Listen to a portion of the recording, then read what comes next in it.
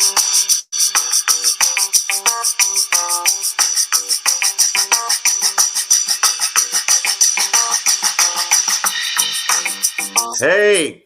my name is Caesar Williams. I'm the artistic director of the Fire This Time Festival. We are excited to host tonight. This is the Reparations show. Let's go. Don't want no spare change or handout. I see that everywhere I go. Want you to reach right in your conscience, baby, and give me everything I'm owed. I'm talking about them reparations, reparations. Oh, honey, give me all my money, money. Reparations, reparations. Give me everything you owe. Reparations. Reparations for all them years of frustrations. This is the freaking Reparations show. Thank you again. I am that song you just heard was composed by our musical mood director of the evening, Germano Toussaint. What I want to do first, though, before we do anything else, is I want to bring out the rest of the producing team of the Fire This Time. So first, Julian Hairston, who is a producer and playwright. Then Abu Jihad Muhammad, who is a producer. He's a literary manager, playwright, and dramaturg. And finally, Kelly Nicole Gerard, playwright, producer, founder, and executive director of the Fire This Time family. Hello. Hey, y'all. Hey, hi. So good to see all of you. Glad you're here with us. Yes. Kelly, I know you wanted to say a few words of gratitude. Sure. Yeah. Well, first of all, I just want to say that it's awesome to be here with y'all. In this, I think that just the spirit and how happy I am and how happy we are all together just shows that we make the theater, no matter where we are. And in that spirit, I want to thank Erez Ziv for just being who he is and for making theater happen no matter what. And the Fire This Time Festival wouldn't be here if Erez hadn't said yes to us 12 years ago now. And also I want to thank the staff of Frigid, Emily and Joey, for always putting together these wonderful shows. I want to thank Kevin R. Free for creating the Reparations show. So as you all know, the Fire This Time was founded in 2008, 2009. And it is to uplift the work of Black playwrights. And this past year, while it has been like an incredibly challenging year, it has been one of our best years on so many levels because the community came together. And so I have to thank people, all of our donors and all of our supporters, but especially I want to thank the Indie Theater Fund, Parody Productions, Jack Brooklyn, Howard Gilman Foundation, the Black Seed Fund, and Eddie Hill in particular for making this this season and future seasons possible. Now I'm going to shut up. Okay. That was great. That was great. What's coming up though? What's coming up this season? Oh, yeah, we have a lot coming up. We have stuff going on now, and we have a lot coming up. In collaboration with CTG, The Fire This Time is producing a 3-part series called Not a Moment, but a Movement. And the first part is this amazing play by Angelic Cherry called Groundation, featuring Sharia Irving and directed by our very own Caesar Williams. It is streaming now. You can find it on CTG's digital platform, on their YouTube page, their Facebook page. You can find out information on it on our page, the Fire This Time Festival website. And you really should check it out. It is a fabulous play. We Yes. will soon be announcing Oh, let me stop you right season there, 13. Julian. Let me stop, Julian. Let me just stop you right there. Before I want to let all people watching this show, if you're watching this show, you can watch Foundation for free. Just put in the promo Oh, code Fatima. Oh, this is just for y'all, just the oh, I special forgot. people Yes, watching. Those other folks got to pay $15. But for family, for the people who are yes. tuning in, you can watch it for free. Put in the code Fatima. Wow, That's like fat free. Ima. My God. Fatima. So you have I'm sorry. no reason not No to see reason this not to. play. It is awesome. So soon we'll be announcing our season 13 playwrights, and we'll Yes. get an in-depth look on who they are as artists and playwrights. When Caesar sits down and talks with them one-on-one with our fireside chats, that's going to be I spoke awesome. to each Yeah. and every one of them for hours. Hours and hours and hours. I got all the dirt. I got all the social security numbers, the Oh, you got all passwords, the tea. You got all the tea. all, all their baby And photos. anybody could get it. If anybody could get it, it would be you, Caesar. And we're going to be having our second alumni spotlight, where we will feature the works of a playwright from a past season. Yay! And also, Wait, we're any gonna idea have who that our playwright might first be? Yeah. Julian, any idea who the next playwright? We did Roger Q. Mason last time. Do we have any yeah, idea that. who the next playwright might be? Well, I begging that it could be me, maybe, Yay! but it could be. Julian! I paid That him would be off. I dope. paid him off, y'all.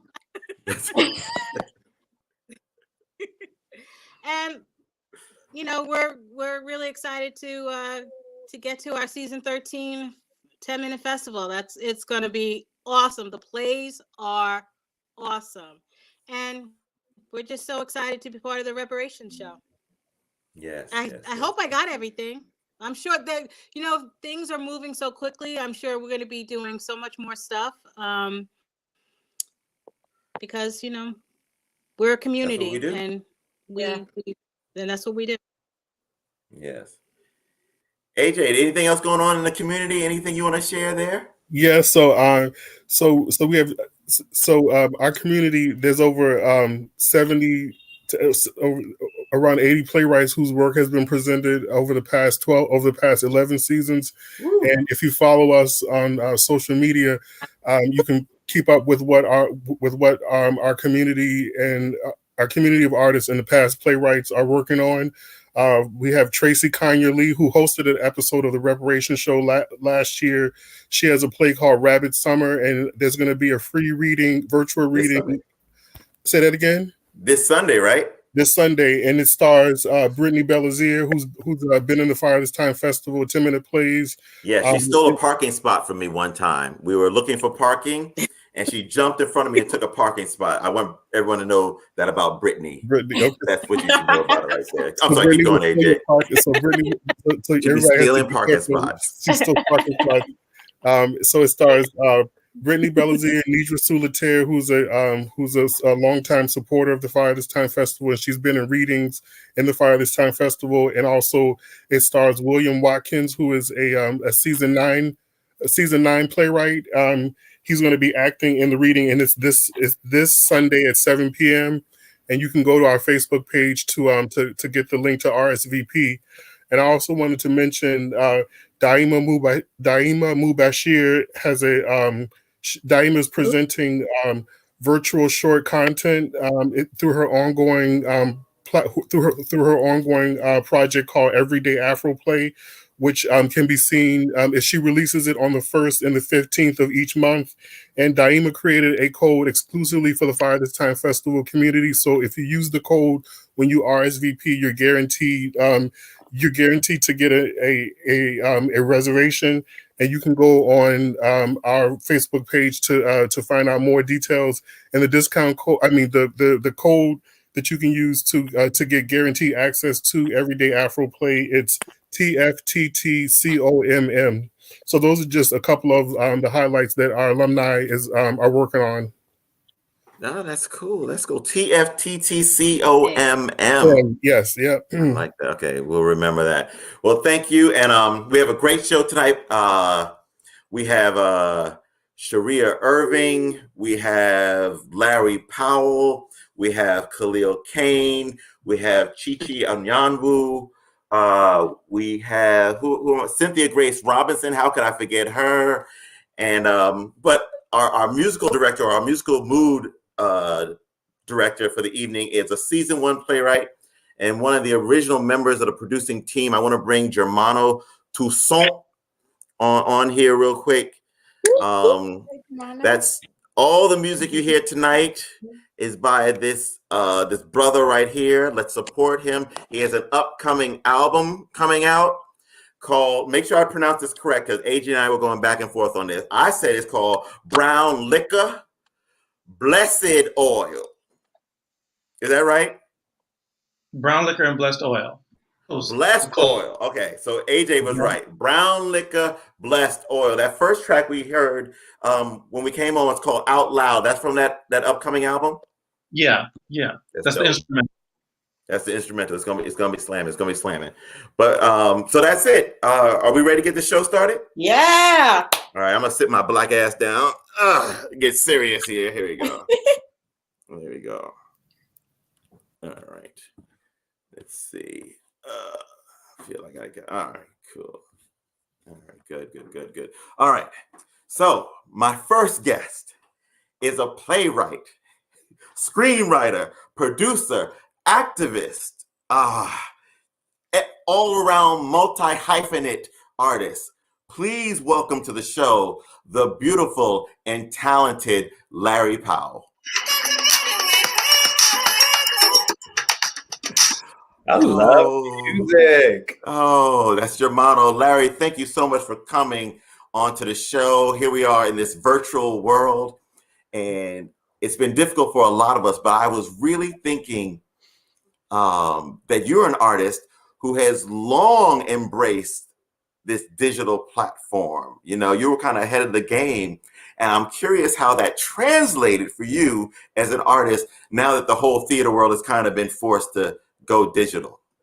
You know, it was so interesting. I think it just gave me a one big fat like yes and. It gave me a real like yes and in my spirit, and it was sort of reflected in what was happening in the world.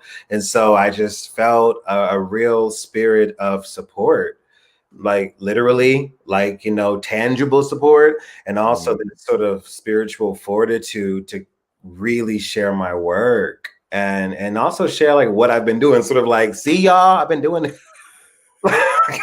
Felt like that a little bit too.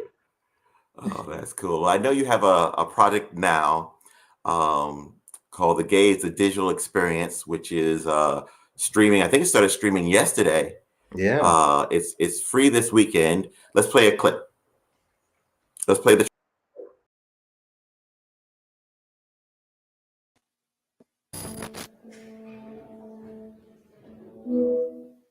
Welcome to the festival. What a time we are in. What a time. Drums.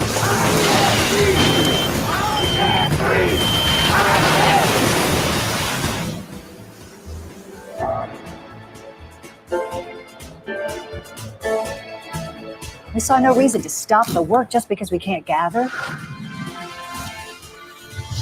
So we're adapting this festival to an online format. Buddy, we can't see you. You got to start your video. Oh, just because we in the same Zoom, honey, don't mean that we having the same experience. I don't feel safe here. See, we have an untitled play this year. Well, the language of the play is big, bold, and black as hell. I'm gonna be the man I was born to be. Be the man you struggle to be. And just an amazing cast for this play. Jerome? I know, I'm sorry. I dropped that one line. What line? You are going to learn to listen to each other. I don't think I'm not listening. I don't mean to be rude. Because listen, me and you as two black queer men, especially in theater, we have to sit together, and I'm letting you know that I love you, I see you, you're validated. You got this. Because we have a hell of a team, we are going to be able to bring you on amazing things right into your own living rooms. We're doing it together. This is a collaboration.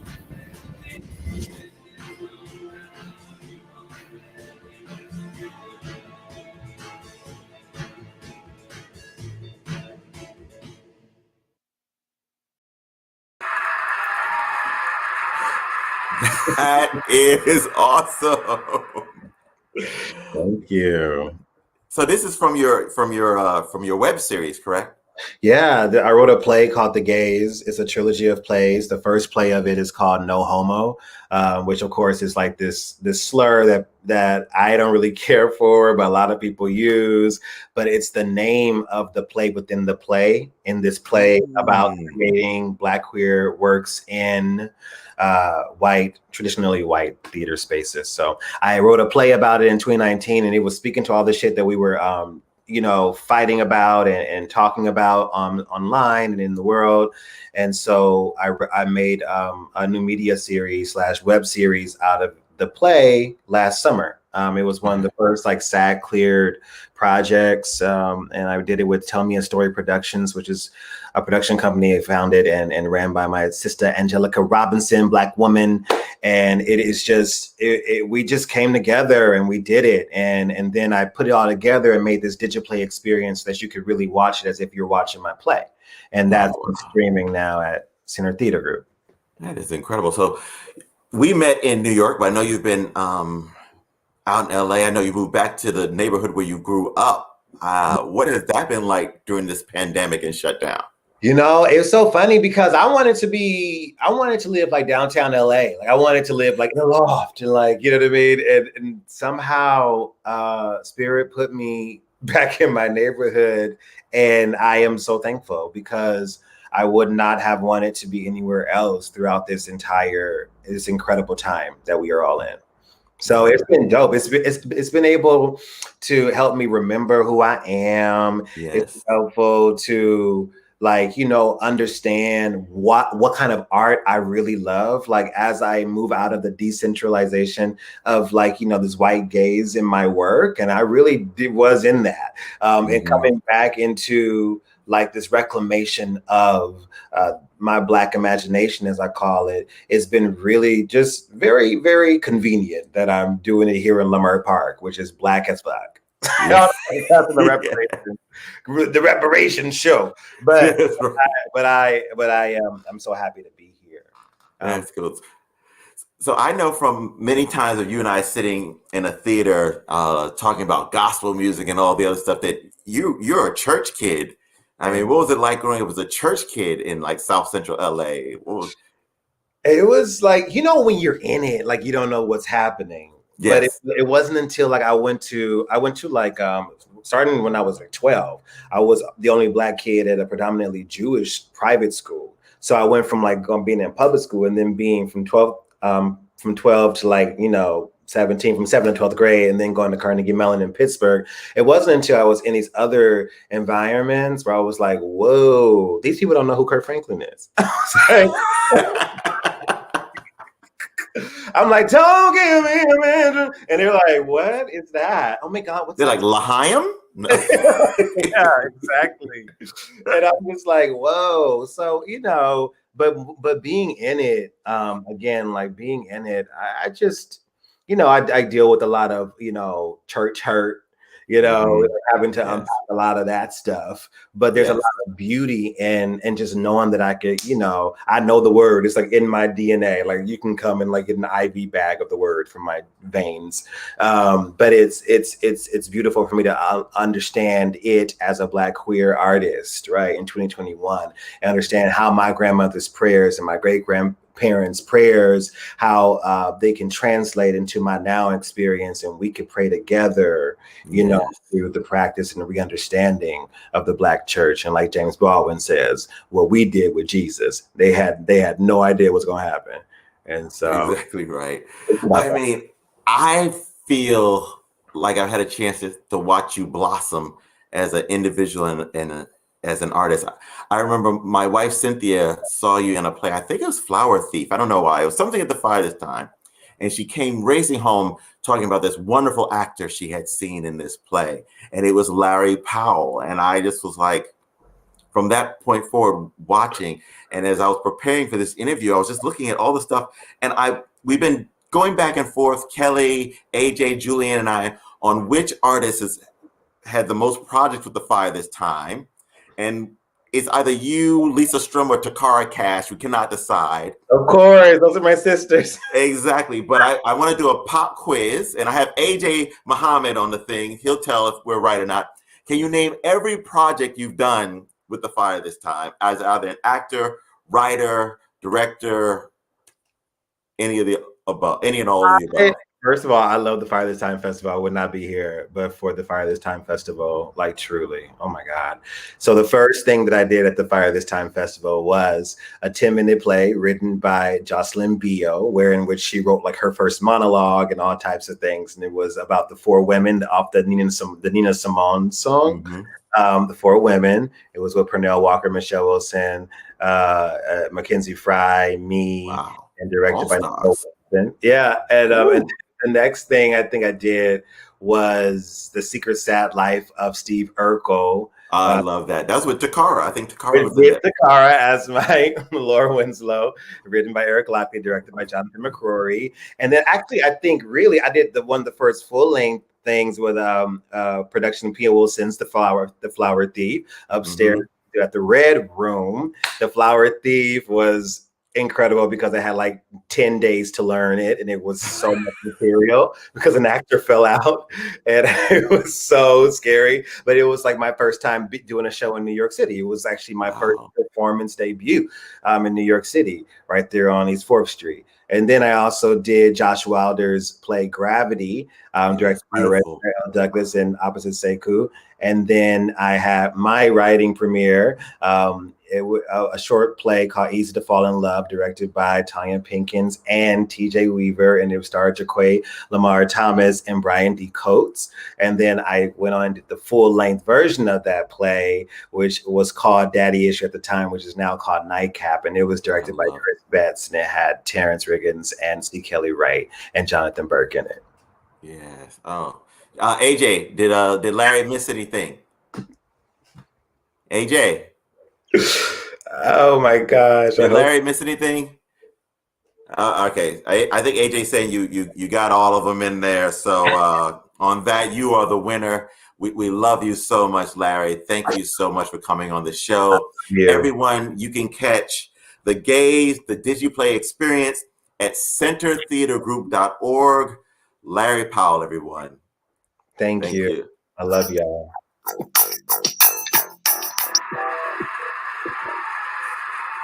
All right. Germano. How you doing over there, Germano? I'm doing good. I'm doing good. I mean, I'm doing this. I'm watching the chat. People are loving the music. I think the album Brown Liquor, Blessed Oil is going to be a hit. I mean, it's like two of my favorite things in the same song. It's a contradiction, but they work well together. They do work well together. They both take you somewhere, don't they? They do. They are transformative and transportational and transitional and whatever word I can come up with at the time. That's the point. That's the point, you know? That is always the point. So our next guest, now this person is very dear to my heart. She is an educator. She is a wonderful award-winning playwright. She has her latest work, Freedom Summer, is currently streaming on demand at ncblackrep.org. It is amazing. Let's take a look at a clip if we can. Daddy, swallowing his voice year after year after year. All that he wanted to say and be festered in his body and made him sick inside. You think if he had had the choice, he would have chosen to cower to crackers? Do you think he would have chosen to accept the disrespect they tossed at him every day of his life? That he would have chosen to be treated like a little boy when he was a hardworking grown man with a wife and children of his own. Don't you see, Carrie? Mama and Daddy worked so that we could have more. But not how you think. Your righteousness is going to get in the way of your happiness. And what about you? You would rather stay in the Magnolia State, steeped in all that ignorance and limitation, knowing that even though you are a beautiful, articulate, intelligent young woman, if you stay there, that place will suck the life out of you, and you will either wither and die or forever be looked upon as just another stupid, filthy nigger. Don't you ever call me that again.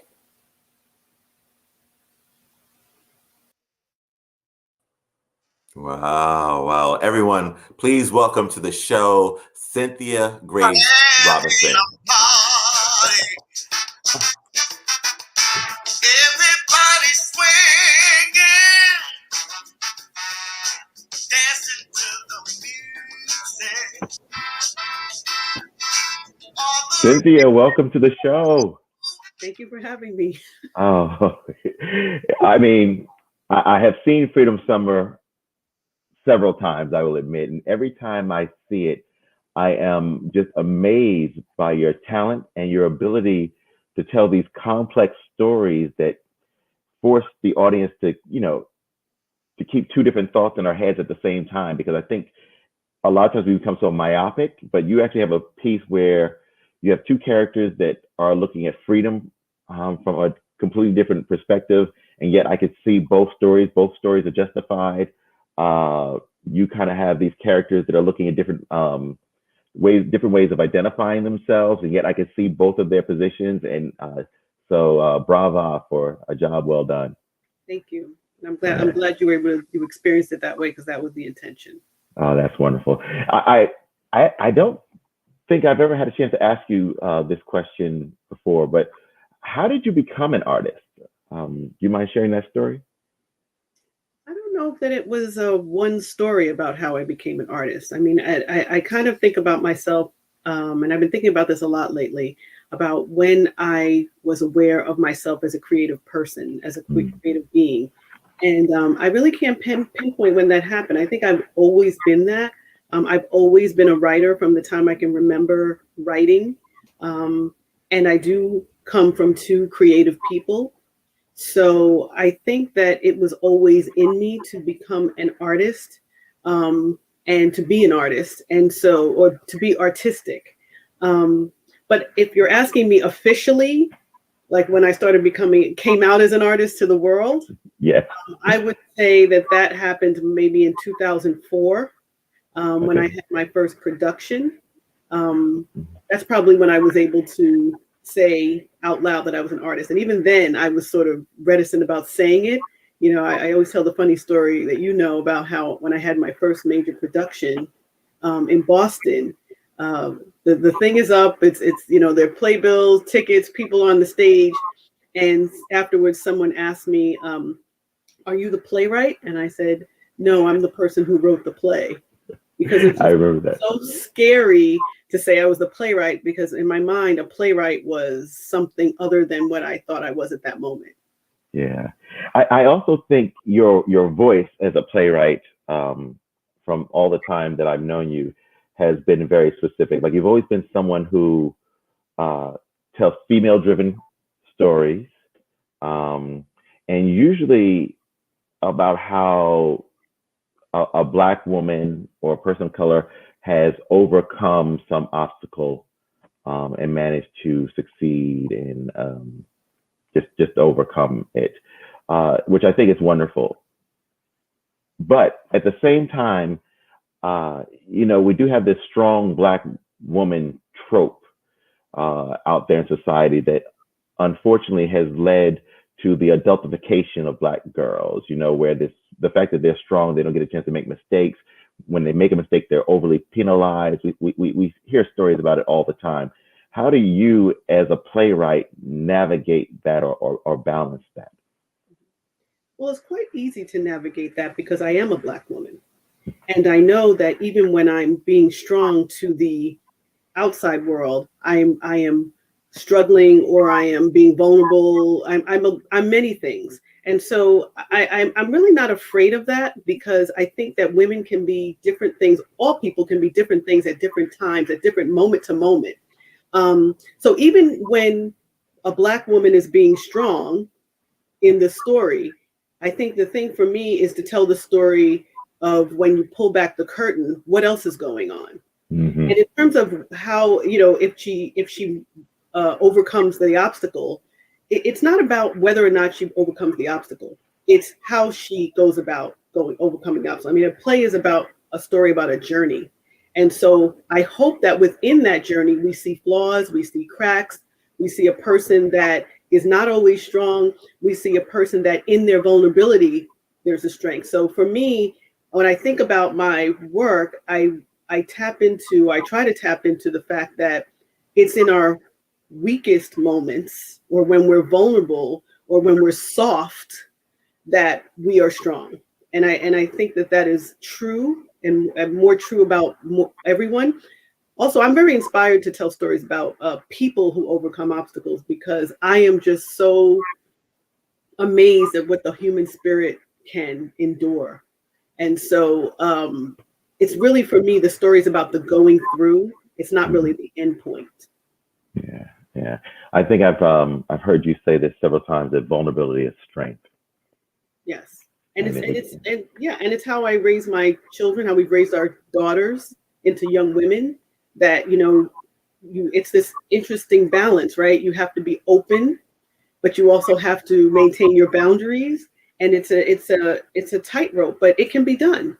And there's a time for all of it. And so I think that's what it means to be a full human being. So I can't really sit around thinking about what the trope is, because I can't think about what's going on out there. I have to tell the story that's inside of me. Yeah. Speaking of being soft, you and I have been married for 26 plus years, and I've watched you evolve as a person over this time, and go through different life challenges, life accomplishments. What I've noticed living with you lately is you have developed a new love, I'll say, or some may say obsession with plants. I mean, I think you can see 2 here, but there are probably 20 just outside of the frame. And it's relative. Well, I may be exaggerating a tad, but I would like you to share, if you don't mind, with the audience, what brought that about. Okay.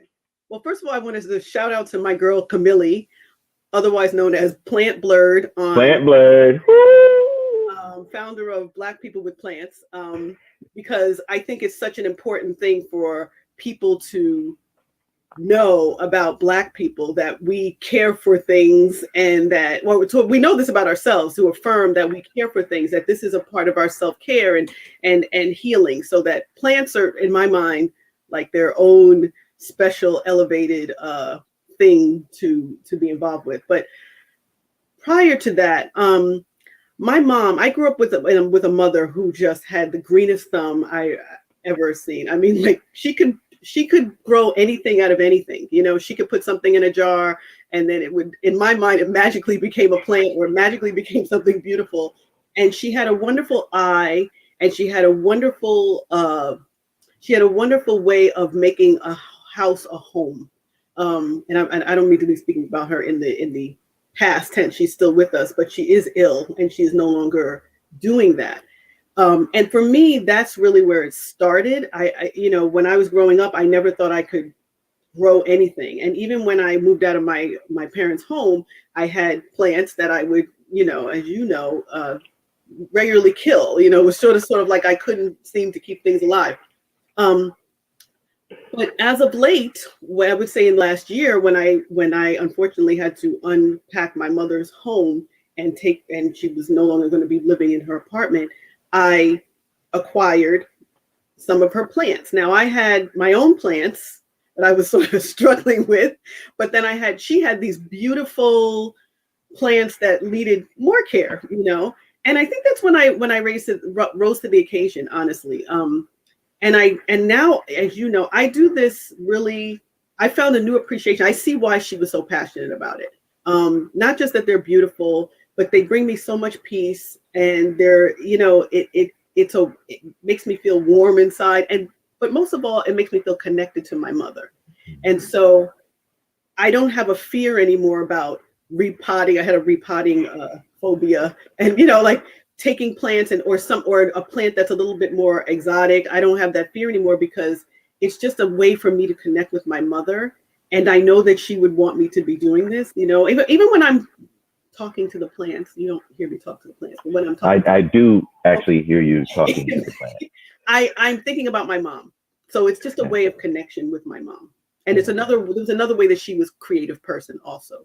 That's her legacy. It's her legacy. In a way. It's one of the many things that I got from my mother, being raised by Bernice Robinson. Yeah. What do you want your legacy to be as an artist? As an artist, okay. Or as a person? I don't want to limit it. Whatever it is. I don't know if they're the same. I don't know if I want to conflate them, but I think that as an artist, I want to be known as someone who told stories about people that look like you and I, that were complex and really allowed them to be fully human, right? As an artist, that's what I really. It doesn't matter with gender or what, just that they were fully human. Because I think that that's important, by the way, in terms of a contribution, because it's very difficult to oppress people and be violent towards people if you see them as fully human. Now, I know that maybe I don't know what people are thinking when they're doing that and they're assaulting our bodies. I don't know. But at the very least, for within our own community, that I contributed something that we can say that was valuable in terms of how we see ourselves, right? And as a human being, which it probably is the same, is that I loved well.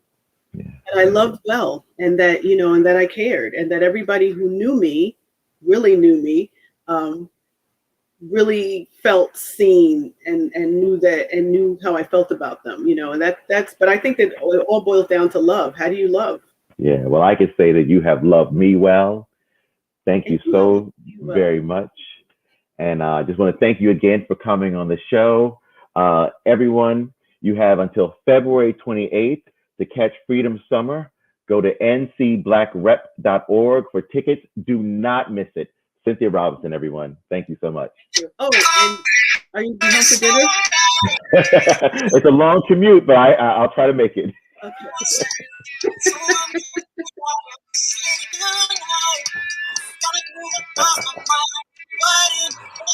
Oh man. Okay. Thank you again, Cynthia. Germano. That song that introduced Cynthia, that's from the new album as well, right? No, that was just from Having a Party. No, that was from it. Yeah, that was from the new album. I had to look at my notes. Yeah, that was okay. Yeah, because that's an old Sam Cooke song, right? Yeah, it's I redid it. Added my own lyrics. Yes, I love it. I love it. I love it. And the song you played as we were going out from Cynthia is that's not from the new album. I don't remember. No, that's going to be a single and a music video that's going to premiere next month. So I wrote that song with my writing partner, Jerron Livingston, who's brilliant artist, dancer, singer, producer, teacher. So that's going to come out hopefully by the 15th of March. We'll see. Cool. And both of you are from Milwaukee. We're both from Milwaukee. Oh, cool. Yeah. Cool. Hometown. Well, thank you so much. All the music is great. Thank you for sharing it. Everybody, please, when it's available, go out and get Brown Liquor Blessed Oil when you can. My next guest, you've seen on your television. You see them on the television, true. You see them in the movie theaters, true. For like the past 3 decades, he is an actor, director, playwright, spoken word poet. His new play, Lambs to Slaughter, is going to be produced next season by the legendary theater company, the Negro Ensemble Company, next season. Please welcome to the show my brother, Khalil Kane. What's happening? Hey. What's going Khalil, on? Man, thank you so much for coming on the show. You and I have had a long relationship with the play Lambs to Slaughter. I am a huge fan of the play. Just if you can, just tell us about Lambs to Slaughter, what the story is about. Oh man, Lambs to Slaughter is a intimate, I would say, but relentless examination of a Black family, the Black family, being torn apart by historical violence. I think looking back now on the stuff that I've been writing over the years, family has always been sort of a very central theme. And Lambs to Slaughter, it's right there in one spot, one specific family. And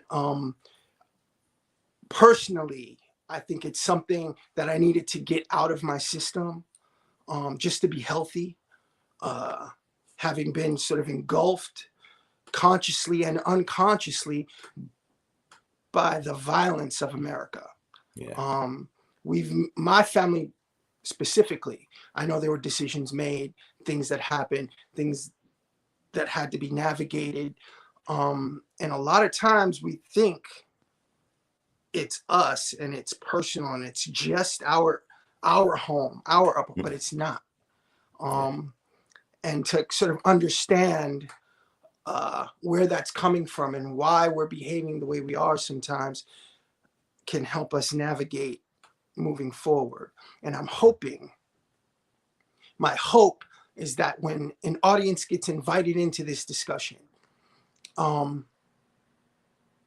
that their vocabulary will improve in speaking to each other, and that they'll be able to navigate better the conversations that will be forthcoming, man. There's a lot of conversations yet to be had that are necessary for us to move forward. Yeah. The piece is aspirational in that way. Yes. You know, it kind of just, there's this family that's at the centerpiece of the story, and they are going through it, the big it, in such a loving, nurturing way. And I was just so glad to see that on the page, and I can't wait to see that on the stage. But the play also has this other element, this other delicious texture or layer of spoken word. And I believe we have a clip of just a short clip from one of the songs from the play. Excuse me. Yes, you. All of you here in the front. Thank you for paying attention. I'm going to need you to take 45 steps back. Yeah, that way. Yeah, exactly. Thank you very much. And just as you was checking for a pay increase, take 45 steps back, you just got fleeced. Wipe away that crease at the center of your forehead. Shit ain't changed, you ain't dead. Be glad you ain't sick, be glad you ain't changed. Be glad you ain't him, certified insane. The American dream, nightmare riches. Word in the cabinet, snitches get stitches.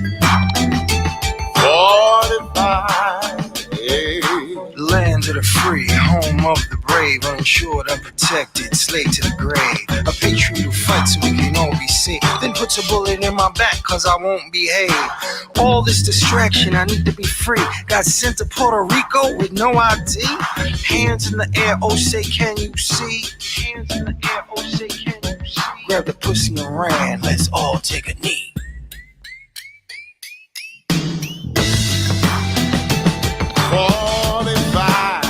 Take 45 steps back. 45 steps back, 45 steps back. 45 steps back, 45 steps back. 45 steps back. 45.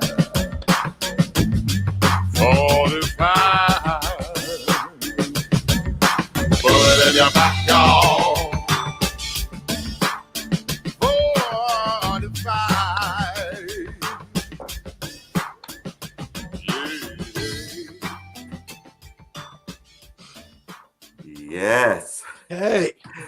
That's fire. That's fire. That's fire. So for you, like the journey display has been amazing. For you as the playwright, what role does the music and the poetry play in the piece? All right. Well, I need to clarify really quickly that Yes. that particular cut will not be in the play. It will not be in the It will play. not be in the play. That is You not in got the my play. mouth all ready for it, and I'm then sorry, man. that's all right. But everyone listening, watching here, Caesar said that. I didn't say that. That's Now, right. That's true. That's on me. That's on me. No, but that came off of an album we put out a year or two ago called Lambs to Slaughter. And I went in the studio to work on the poems that were in the piece. While we were in the studio, Tomas Donker, who did the music for everything that's on that album, was just on my ass about writing more material. So I would be in the studio sitting there and that's where 45 Steps Back came from, because I was like, yo, check this out. He was like, oh, let's do that right now. And we recorded it. So some of the stuff on that album, Lambs to Slaughter, is poetry from the play, and some of it's stuff that we came up in the studio sessions, recording some of that other stuff. But as far as the poetry in the piece, I look at that as an invitation, sort of like a ticket to get into the conversation. Because honestly, thinking about the violence committed in this situation of Black people here in this country, an honest conversation can't be had. It's 2021, and we still can't have that conversation with the players who need to be talking. Not an honest conversation. It gets rough. It gets rugged. It gets ugly. It gets hard. And I felt the utilage of my poetic license gave me the ability to say some of the things that I needed to say without isolating anyone. Yes. You know, so that they could take it in and not feel like the spotlight was on them specifically. It's hard. I know in the last, say, 6 years, maybe, it's been difficult to sometimes have conversations with loved ones, you know, family members even, because I don't, you know, no one wants to feel attacked, you know, and I wouldn't want anyone to come sit down to experience my play and feel attacked. And that's part of my heritage. You know, I was raised by the last poets. You know, I sat with Ntozake Shange when I was 7. You know, Amiri Baraka was chilling with Felipe Luciano. You know, I'm running around on the top of his shoulders. You know, that so for that to be coming out of me now seems correct. Yeah, it's in alignment. I'm glad you said the thing about ticket, because I was thinking the music and the poetry of the piece does broaden it, like it makes it universal, so that then the audience can get down to this very specific story that you're telling. And if there is somebody in the audience that I am specifically talking about because of the poetry, I think some of those folks will get it when they get home. They'll go, "Ooh, wait a minute." It'll sit with them. Yep. Yeah, Well, we're gonna have a live band, man, for this piece. Shout on out stage? to NBC, Karen Brown, Cynthia Kitt. Like they're giving me all the support that I need to do what I want. They asked me, "What do you want?" I love the fact that my first play being produced is by the Negro Ensemble Company. And please, a beautiful, rest easy, well earned to Douglas Turner Ward. Like, I'm excited to be the first piece coming out of the Negro Ensemble Company when the smoke clears, when the doors open.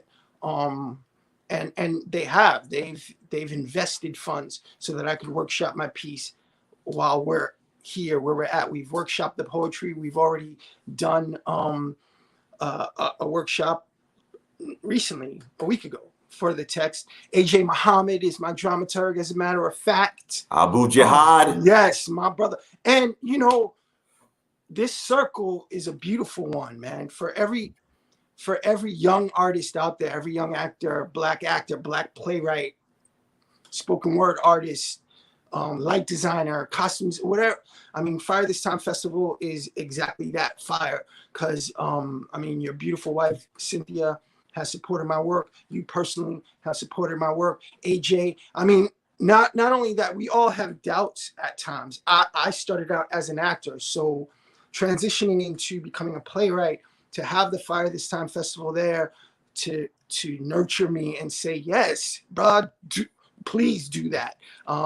You specifically, Caesar, have been a champion of the piece, and I thank you so much, for real. Oh, it's well deserved. I know you were in cycles.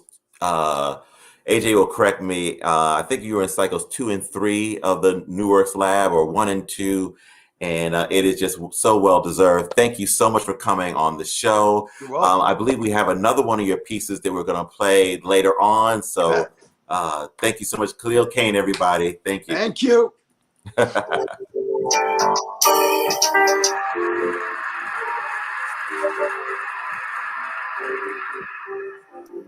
All right.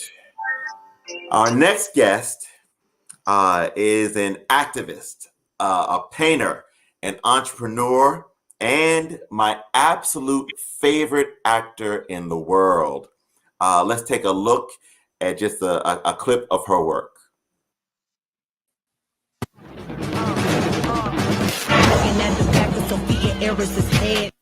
This week on 20s, Hattie's love life is flourishing. Nice surprise. We don't know each other like that. Bye, Hattie. What? Girl.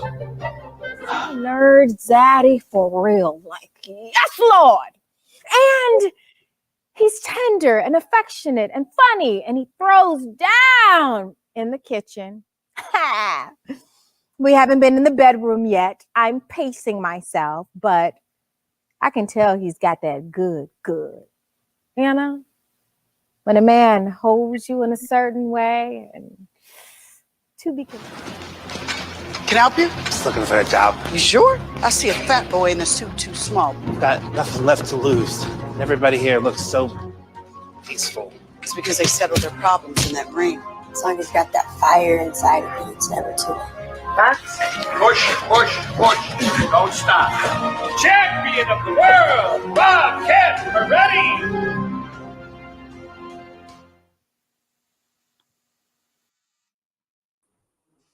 Please welcome the incredible Sharia Irving.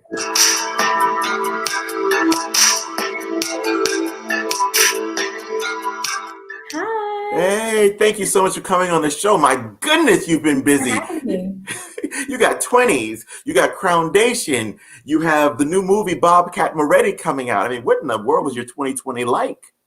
Well, you're right. I have been busy in 2020, but with both doing external and internal work. Mm-hmm. So learning to grow in my vulnerability, taking charge of my gifts, and truly surrendering to not knowing what's next. My mom always says that hindsight is 2020, and looking back on 2020, I see a year in which I planted a lot of seeds, and I'm looking forward to seeing them sprout this year. So yeah, from 20s premiering to getting innovative with the theater and engaging in new mediums, my commitment to storytelling has not waned. What has become clearer to me, however, is the type of storytelling that I'm most interested in. Which is? Well, I aspire to tell the truth, or as my partner says, to be a truth teller, to illuminate the human condition in bold ways. For instance, though it was a comedy, 20s was truly groundbreaking, centering the narrative of a masculine presenting queer woman. Representation matters, and it can heal communities that don't feel seen, and I want to be a part of that work. More recently with Foundation, written by my uber talented and beautiful friend, Angelica Sherry, and directed by the Renaissance man himself. Who? Me? We focused on the narrative of a young woman of color wrestling with loss, seeking maternal guidance, fleeing religious strongholds, and exploring love and lust, getting all in there. So that really gets me going. And those are the types of stories that I'm looking forward to telling in 2021. Oh, awesome. So that was 2020. Do you have any projects you're excited about coming up? Yeah, oh, absolutely. So I began shooting my very first film, Bobcat Moretti, starring Vivica A. Fox, Taryn Manning, and our amazing lead, Tim Robuto, who is going to lose 100 pounds over the course of our shooting. God help him. I know. It's really amazing. This film is about an obese man recently diagnosed with MS who takes up his late father's sport of boxing to deal with some personal issues. And for those who may not know, MS is a debilitating disease that robs you of muscle control. And March, coming up, is MS Awareness Month. This film will raise money to help drive groundbreaking research and provide life-changing programs to the people that need it. So check us out. The film is being shot in 2 phases, and we return filming in July. So yeah. Oh, also, what else? This year, I have promised myself that I'm going to claim my agency, my divinity, and activate my fullest potential. And it's in that spirit that I started to lean into my artistry a little bit more. And I'm proud to say that I've become a commissioned artist. Oh, congratulations. I like that. I'm a commissioned artist. So I'm currently working on 2 pieces, which I'm really, really excited by. And I have some other things in the works, which I can't talk about right now, but stay tuned.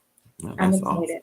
awesome. Well, in addition to all of that, you are also the founder and executive director of Shaping Her Earth. And I believe we have a short video clip that we could show, and then we can come back on the other side and talk about Shaping Her Earth, okay? Awesome.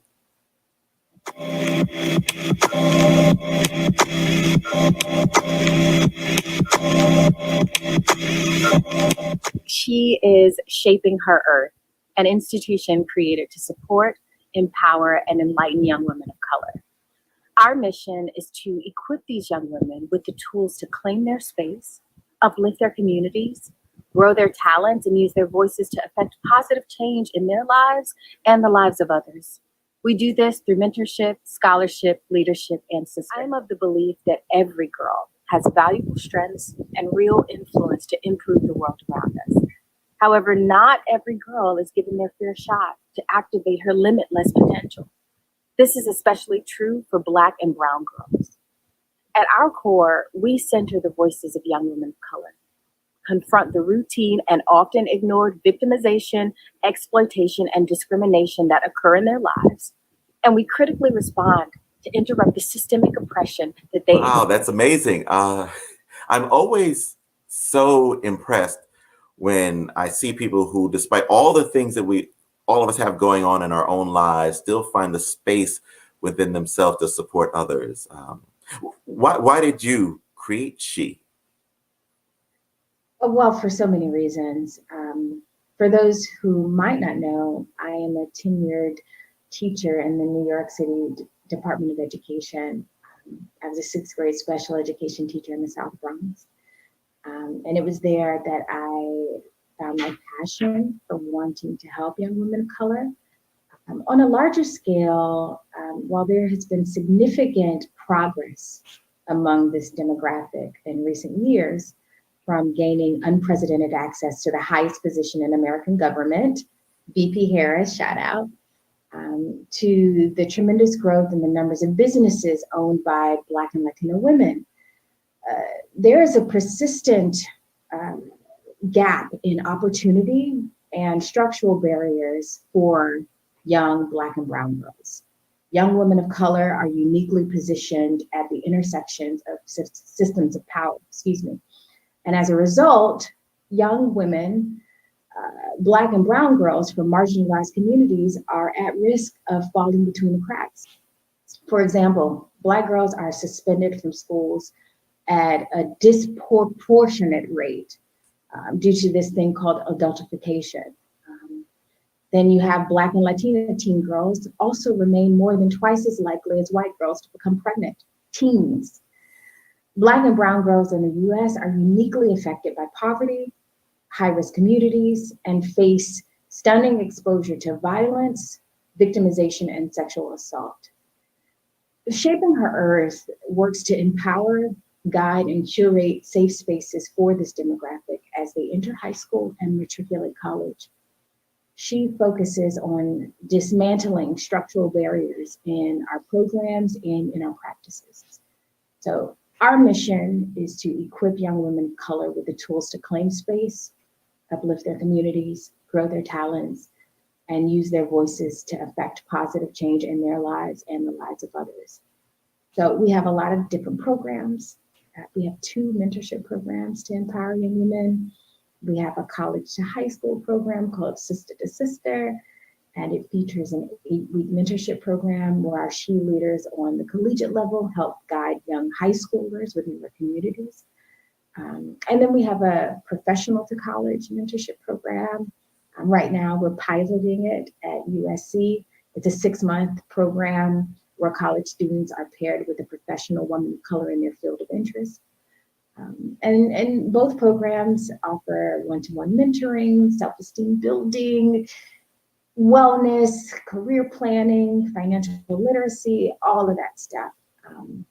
We also have a She Retreat, which is a curated safe space with organized workshops and activities that promote growth, development, self-care, self-love.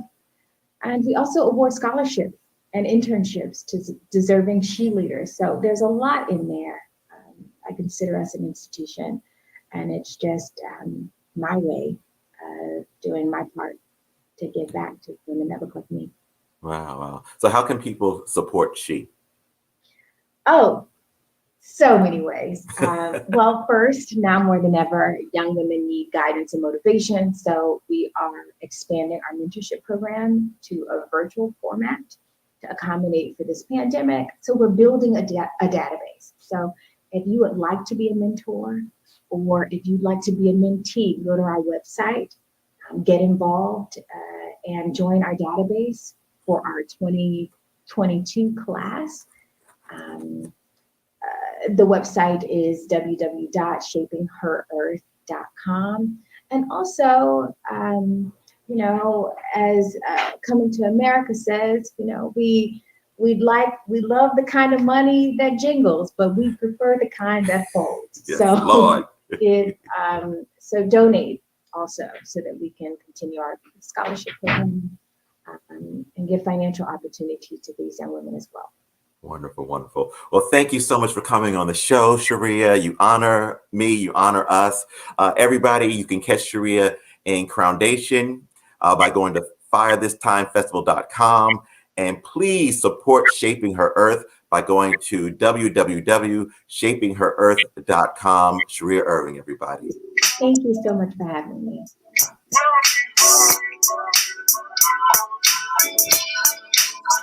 All right, our next guest is an entrepreneur who started her own talent management agency. She is truly a champion and patron for the arts and artists. Please welcome Chichi Anyanwu. Hello. Hey, Chichi, thank you so much for coming on to the show today. This is a true story. Kelly Gerard and I were actually on a phone call last week with Bruce Lemon, who's the co-artistic director of Village Watts Theater, and Tyrone Davis, who's the new associate artistic director of Center Theater Group. And they were both going on and on about how their big plan is to get something, a Black theater night out in LA like we have here in New York. Yeah. And I was like, I don't know. You have to reach out to Chichi about that. That is one of the great contributions, I think, to the American theater scene. And I've always wanted to ask you, how did Black Theater Night get started? I will say, honestly, I don't take credit for it. It actually first started, I got an invite from Dominique Morisseau. She was doing her show Pipeline. I don't know how many years ago it was at Lincoln Center.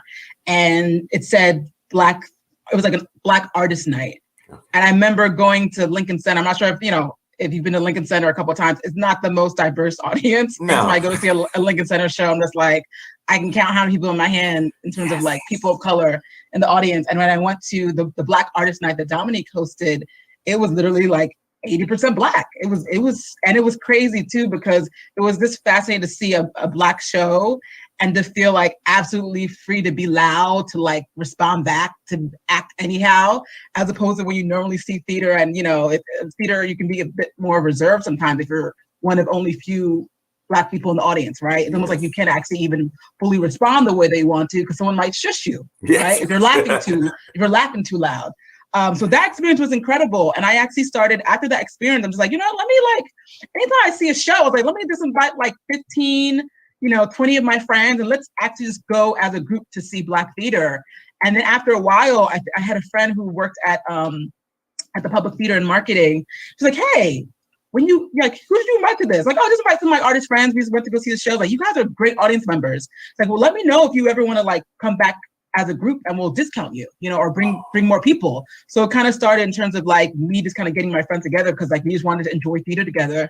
And then this became a thing. And I guess people have been, passing my name around and theater started calling me. And I have this group on Facebook called the NYC Black Theater Network. And it's just a group where we can share events, we can share castings, we can share everything like Black arts related on that group. So it's also been a good resource to kind of post on social media and let the community know what Black theater is going on. So it just kind of became a thing. I just kind of fell into it, but I was really inspired by what Dominique did first. Okay. And that's just kind of how I continued that on. The beauty of it is what it did is it created a welcoming space. Yeah. For the community to go see all types of artwork and everything else. So that was super, super cool. Yeah. Another very cool thing about you is even when I reached out to you about tonight and coming onto the show tonight, I asked you what you wanted to promote. And I remember I was surprised that your response wasn't actually promoting anything that had to do directly with you. Like you wanted to promote Emmy Award winning actor Aaron Cherry's show, Sundays with the Cherry on Top. And I just thought that was just exemplified your spirit and the way that you support other artists and shine on other people. But what made you choose to promote Sundays with the Cherry on Top? Yeah, so I'm a big fan of Aaron Cherry. I feel like in our community, there's something about, I love social media to death, but there's something about like people get caught up in talking about what we need to do as community in terms of like supporting the arts. And there are people who actually don't do that and just support, right? Like all these things that are happening in terms of like, there needs to be more Black shows on Broadway. There needs to be this, but like, if we actually do better as a community to actually support folks, we don't actually have to rely on Broadway. We could be supporting things off Broadway. We could be supporting companies like the National Black Theater. We could be supporting companies like Billie Holiday Theater. But Cherry's just one of those people that kind of, puts her money where her mouth is. And she just does her best to elevate all things Black. And her show, I believe it's on Sundays.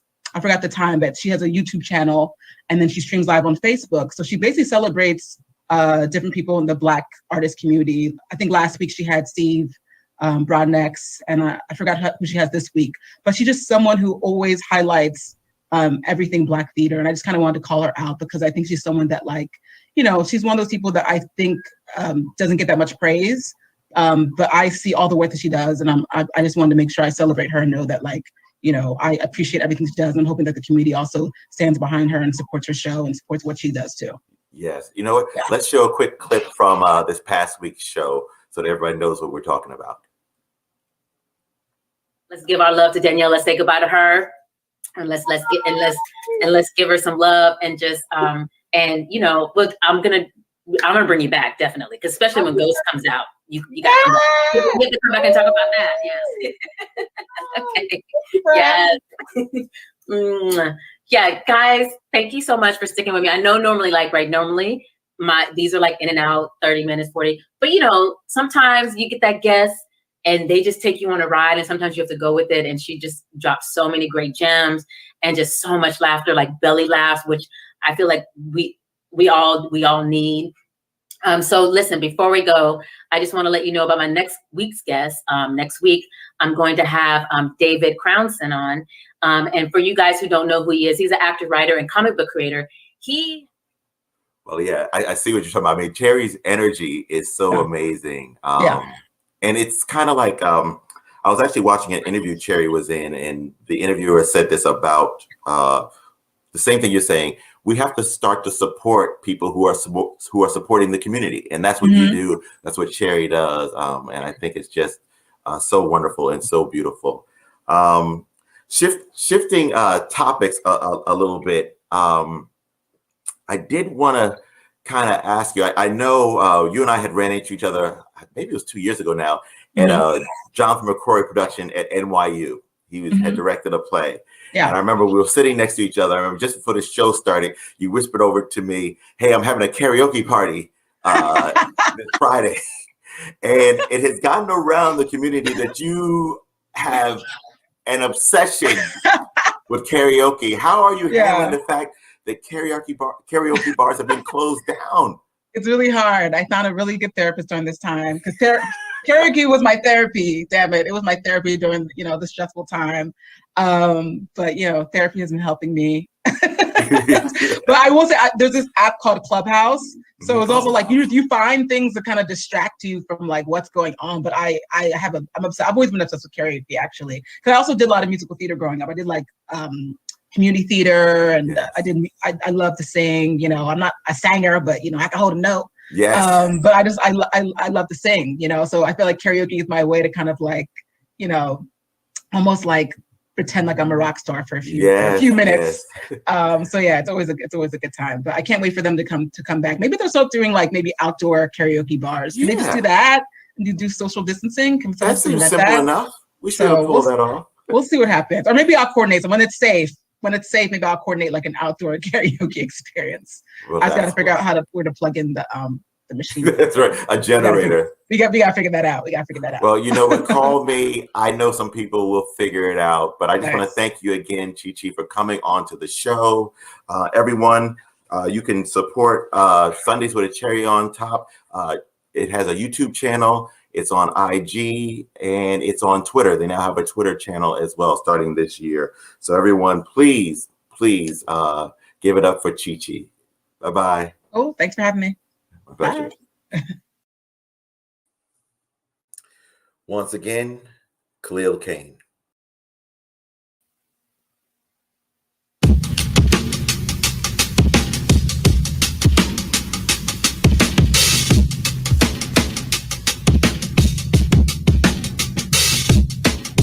Black History Month, short-sighted. 28 days of blackness, I feel slighted on this day. The second day of the second month in the inaugural year of whiteness. How shall I fight this? Let's see. All of a sudden, a wall makes sense. Let's separate the colors with a fence. I see that. 28 days of blackness. No shots fired, no drums heard. Replace sig high with a kind word. Can you hear what they're trying to sell? Audubon Ballroom, Lorraine Hotel. This is what they think of you. This is what they think of you. This is what they think of you. This is what they think of you. This is what they think of you. This is what they think of you. This is what they think of you. Don't be a little bit joy hunter. This is what they think of you. This is what they think of you.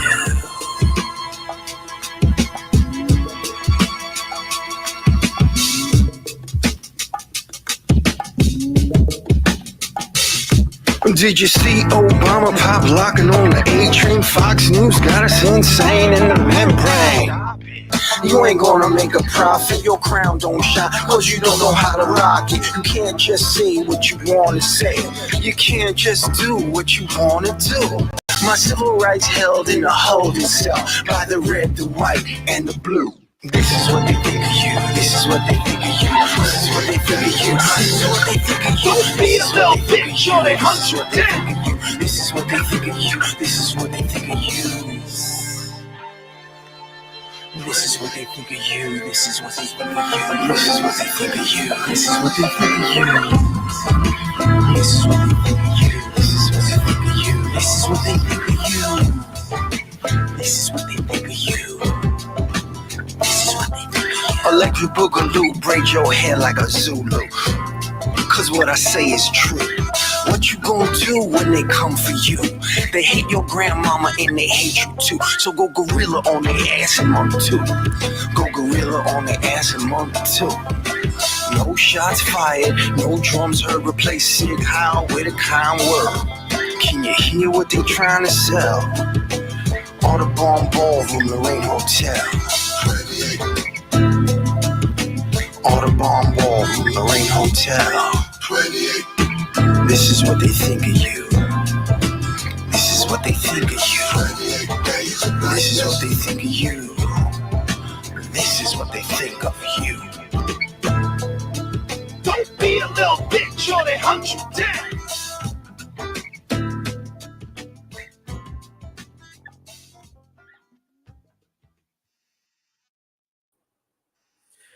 I just want to say thank you. We've had a great time. Thank you to Larry Powell, Cynthia Grace Robinson, Khalil Kane, Sharia Irving, Chichi Anyanwu, Germano Toussaint, AJ Muhammad, Julian Hairston, Kelly Nicole Gerard, Morgan Johnson, Joey Neal, Erez Ziv, Michael Colner, Bridget New York, Emily Godfrey, Kevin R. Free. I've had a great time. Good night.